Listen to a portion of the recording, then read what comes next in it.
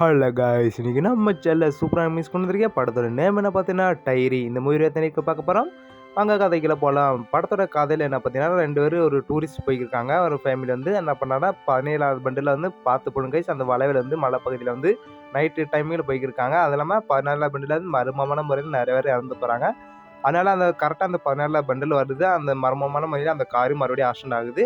அப்படியே நம்ம ஹீரோவும் காமிக்கிறாங்க. நம்ம ஹீரோ வந்து ஒரு போலீஸ் வேலையை சேர்ந்திருக்காரு. அது இல்லாமல் ஒரு பழைய கேஸை எடுத்து கண்டுபிடிக்கிறாரு. அந்த பழைய கேஸில் வந்து 4 கொலை நடக்குது. அந்த கொள்ளைக்காரையில பிடிக்கிறான்னு நம்ம ஹீரோ நடக்குது. அதுவும் இல்லாமல் அந்த 2004 அந்த கொலை நடக்குது. அந்த கொலை இதுவரைக்கும் நடந்துக்கிட்டு இருக்குது. அவங்க 2004லேருந்து இன்ன வரைக்கும் வாழ்ந்துக்கிட்டு இருக்காங்கன்னா ஹீரோக்கு ஒரு டவுட் இருக்குது. அந்த டவுட்டை கில் பண்ணுறதுக்காண்டி அந்த கொள்ளைக்காரங்கலாம் எங்கெல்லாம் போனாங்க விசாரிக்காண்டி நம்ம ஹீரோவும் போகிறாரு வெளியூருக்கு. போகும்போது நம்ம ஹீரோயினையும் மீட் பண்ணுறாங்க. ஹீரோயினையும் ஒரு போலீஸ் வேலையில் இருக்காங்க. நம்ம ஹீரோயினையும் நம்ம ஹீரோவுக்கு சப்போர்ட் பண்ணுறாங்க. அவர் வழியா அவங்க அது கொலைக்காரங்களை கண்டுபிடிக்கிறாங்க. அந்த பஸ்ஸில் வந்து அந்த கொலைக்காரங்க ட்ராவல் பண்ணுறாங்கன்னு தெரிய வருது ஹீரோவுக்கு.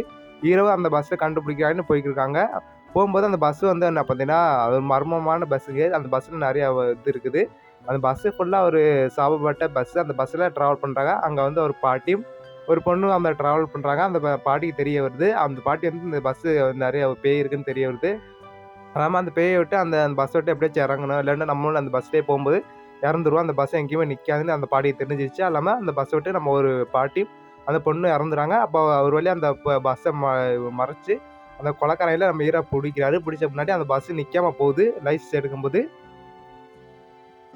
அந்த பஸ்ஸில் அந்த கொலைக்காரையில் ஹீரோ பார்க்குறாரு. பார்த்த முன்னாடி அந்த கைது பண்ணிடுறாரு. கைது பண்ண அந்த பஸ்ஸை வந்து போலீஸ் ஸ்டேஷனில் நிப்பாட்ட சொல்கிறாங்க. அந்த பஸ் நிற்காம போய்க்கிருக்குது.